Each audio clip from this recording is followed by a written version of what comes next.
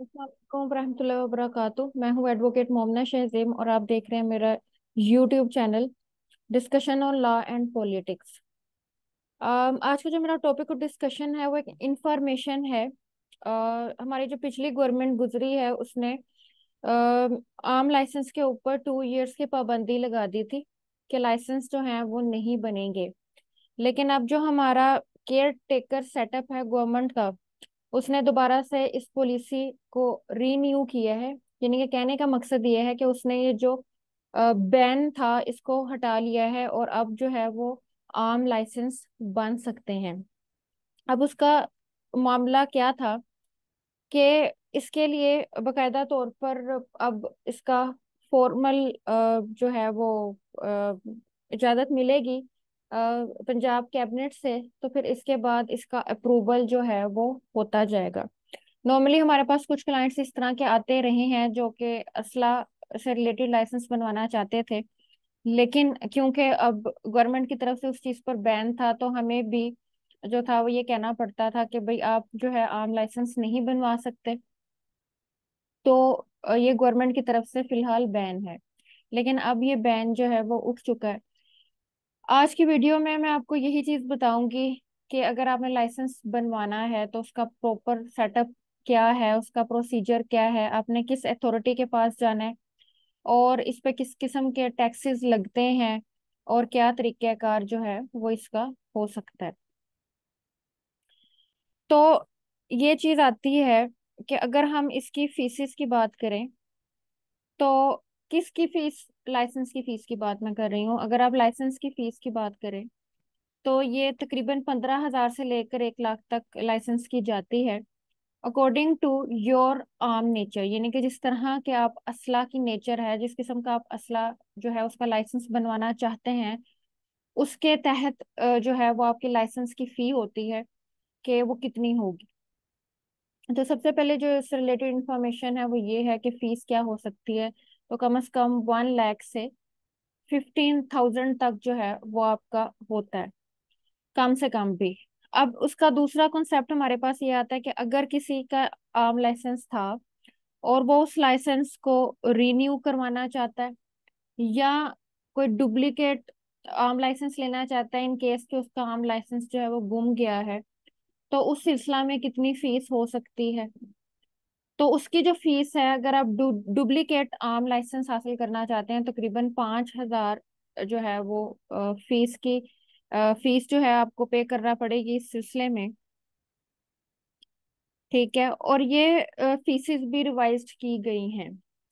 अब उसके बाद चीज ये आती है कि लाइसेंस बनवाना क्यों जरूरी होता है असले का। क्या इस तरह से नहीं हो सकता कि हमारे पास कोई असला मौजूद है तो हम उसको ऐसे ही यूज कर लें। एक्चुअली अगर आपके पास लाइसेंस नहीं है असला का तो उसे इलीगल वेपन कहा जाता है, और अगर आप इस तरह से कोई भी वेपन यूज करते हुए दिखाई देते हैं, नजर आते हैं, तो आपको तकरीबन 7 साल की जेल हो सकती है अगर आप लाइसेंस नहीं बनवाते। तीसरा पॉइंट मेरा ये था कि अगर आप लाइसेंस नहीं बनवाते तो उसमें आपको क्या जो है मुश्किल पेश आ सकती है। अच्छा, अब लाइसेंस बनवाने के सिलसिला में मोस्टली लोग पूछते हैं कि इसके ऊपर वीडियो बनाएं और नॉलेज दें कि ये किस तरह से बनवाया जा सकता है और इसकी इंफॉर्मेशन। तो लॉयर्स को जो नॉलेज है वो तो है, लेकिन आम आवाम को भी पता होना चाहिए है। अच्छा जी, सबसे पहले तो आपको इसके लिए एक एप्लीकेशन फॉर्म चाहिए होता है। वो एक फॉर्म जो है वो मिलता है, और वो कहाँ पर मौजूद होता है, उसके लिए आपको कहाँ जाना पड़ता है। सबसे पहले तो ये आती है कि एक वेबसाइट जो है उसके ऊपर भी मौजूद है, आप वहां से डाउनलोड कर सकते हैं। जब आप ये हमारा जो बेसिक कॉन्सेप्ट है ये डील होता है इंटीरियर मिनिस्ट्री की तरफ से। तो हमारे सूबे के लिहाज से, शहर के लिहाज से आपने जहाँ पर जाना है वो है आपका डिप्टी कमिश्नर का ऑफिस, या कमिश्नर ऑफिस जिसे हम कह सकते हैं।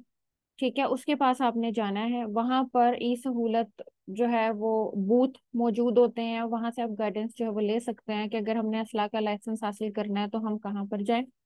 तो वो आपको रहनुमाई कर देते हैं कि असला के लाइसेंस के लिए आप फलां सेक्शन के पास चले जाएं।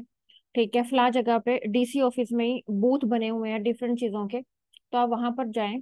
और वहां से जो है ये फॉर्म जो है वो गेट कर लें। ये एप्लीकेशन फॉर्म जो है आपको ऑनलाइन भी मिल सकता है, और अगर आप डीसी ऑफिस जाते हैं तो वहां से भी आपको जो है ये मिल जाएगा। अच्छा जी, अब उसके बाद नेक्स्ट हमारा जो है वो इसका कॉन्सेप्ट आता है कि एप्लीकेशन जो है वो किन चीज़ों के साथ मजीद जोड़ी जाएगी, यानी कि एप्लीकेशन के साथ आप और कौन सी चीज़ें जो है वो एनक्लोज करेंगे, उसके साथ चिस्पा करेंगे या उसकी कॉपियां लगाएंगे। तो एक तो एप्लीकेशन फॉर्म आप ऑनलाइन डाउनलोड कर लें, वो भी ओके है। अगर आप डीसी ऑफिस जाते हैं वहां से गेट करते हैं तो भी ठीक है। इसके अलावा मिनिस्ट्री ऑफ इंटीरियर, ठीक है, वहां से भी आपको ये फॉर्म मिल सकता है। क्योंकि ये जो असला का कॉन्सेप्ट है ये गवर्नमेंट, ये दोनों गवर्नमेंट्स हमारी जो है वो डील करती हैं। पंजाब गवर्नमेंट यानी कि सूबे की गवर्नमेंट हो वो भी डील कर रही है, और हमारी जो फेडरल मिनिस्ट्री है वो भी इस चीज को डील करती है। अच्छा जी, अब इसके साथ आपको रिक्वायर्ड कॉपीज कौन कौन सी चाहिए होती हैं। सबसे पहले तो आपको CNIC अपना चाहिए होता है, ठीक है। फिर इसके साथ आपकी रिसेंट पासपोर्ट साइज आपकी पिक्चर्स हों, ठीक है, वो रिक्वायर्ड होती हैं, ठीक है, 2 जो है वो होनी चाहिए। फिर आपका NTN सर्टिफिकेट यानी कि जो टैक्स एक्टिव टैक्स पेयर जो है वो होना, ठीक है, उस सिलसिले में आपने वो भी लेकर आना है। इसके लिए बहुत जरूरी है क्योंकि अभी इसके ऊपर टैक्सेस लगने हैं। यानी कि असला जिस तरह से बाकी जगह पे टैक्सेस लग रहे हैं तो असला पे भी टैक्सेस जो है वो रिवाइज्ड हो रहे हैं। इसलिए आपका ये सर्टिफिकेट भी जो है वो देना जरूरी है अगर आप फाइलर हैं। तो अगर आप इससे भी कुछ बेनिफिट्स हासिल करना चाह रहे हैं कि एज अ फाइलर होने की हैसियत से आपके टैक्स में जो है वो छूट दी जाए आपको। और इसके साथ आपके पास सर्टिफिकेट होना चाहिए प्रोफेशन का, यानी कि अगर आप किसी प्रोफेशन से ताल्लुक रखते हैं तो उससे रिलेटेड जो आपके पास कागजात हैं वो होना चाहिए। इसके अलावा पुलिस की तरफ से आपके पास कैरेक्टर सर्टिफिकेट होना बहुत जरूरी है। यानी कि अब ये सारी चीजें क्यों जरूरी हैं, CNIC आपके नेशनल होने का कंसेप्ट क्लियर करता है। प्रोफेशन से रिलेटेड डॉक्यूमेंट्स आपको आपके बारे में ये बताते हैं कि आप कोई ऐसे जो है वो पेशे से मुंसलिक नहीं है, या कोई ऐसे इंसान नहीं है जो कि असला गैर कानूनी तौर पर इस्तेमाल करना चाहे या लोगों के अगेंस्ट यूज करना चाहे।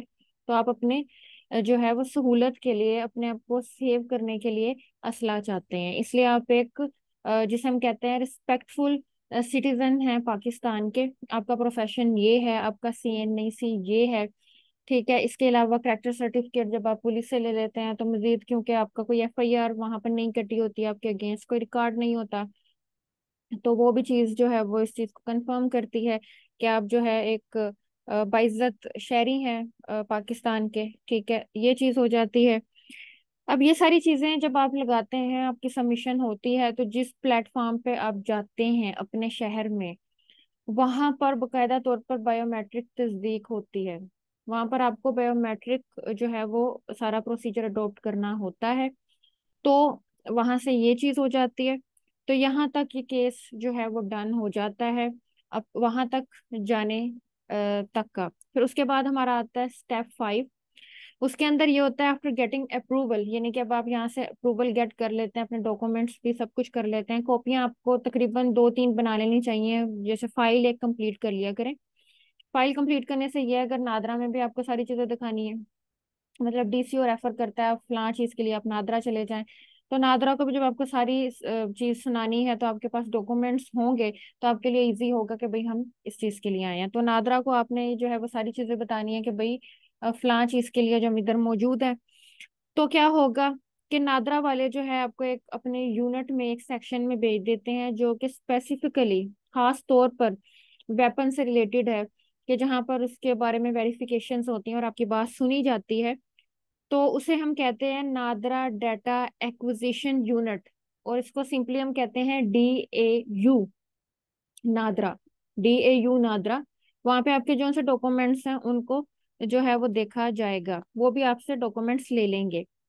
फिर उसके बाद हमारा स्टेप 6 आता है approval from assistant manager and receive the slip, यानी कि जब आपने नादरा वालों के पास जाना है तो वहां पर जो आपके पास अथॉरिटी है जिसका सिग्नेचर चाहिए और जिसने आपके डॉक्यूमेंट्स की रिसीविंग करनी है, वो पर्सन कौन सा है, वो पर्सन है असिस्टेंट मैनेजर। जो वहां पर असिस्टेंट मैनेजर होगा वो है वो शख्स। और वहां से आपको रिसीविंग की एक स्लिप मिल जाएगी। यानी कि आपके पास एक डॉक्यूमेंट आ जाएगा कि आप नादरा गए थे और नादरा वाला ने आपको इस तरीके से डील किया और आपकी रिसीविंग हो चुकी है। और फिर स्टेप 7 आता है कि receive your license and check all details thoroughly. तो कहने का मकसद ये है कि आपने सारी सबमिशन अपने डीसी ऑफिस में भी करवानी है, नादरा पर भी करवानी है, ठीक है। फिर उसके बाद आपको जो है वो लाइसेंस कहाँ से मिलेगा, आपको मिलेगा नादरा की तरफ से वो लाइसेंस। वो आपके सारे डॉक्यूमेंट्स की छानबीन कर लेंगे। इसके अंदर प्रोसेस जो है अडॉप्ट करने में कुछ वक्त लग जाता है और बाज़ दफ़ा जल्दी काम भी हो जाता है। तो ये तमाम प्रोसेस है इस तरह से। कहने का मकसद ये है कि जो चीज़ इसके ऊपर कुछ सेल टैक्स भी लगता है, वो टैक्सेस भी लगते हैं अकॉर्डिंग टू वेपन। तो उसके ऊपर जो टैक्सेस हैं उसको भी रिवाइज किया गया है दोबारा से। तो ये सारा प्रोसीजर है जो कि आपको एडोप्ट जो है वो करना पड़ता है। तो आप अपना लाइसेंस जो है लीगली तौर पर जो है वो हासिल कर सकते हैं, अपना वेपन जो है वो फिर यूज कर सकते हैं अपने आप को सेव करने के लिए। तो फिर उसके ऊपर किसी किस्म की कोई पाबंदी नहीं हो सकती। और अगर आपके पास मौजूद पाया जाए तो आप पूरे तौर पर लाइसेंस बता दिखा सकते हैं कि भाई मैंने इसको गेट करने के लिए एक प्रॉपर प्रोसीजर अडॉप्ट किया है और ये एक रजिस्टर्ड लाइसेंस का जो है वो वेपन है, इसका मेरे पास लाइसेंस मौजूद है।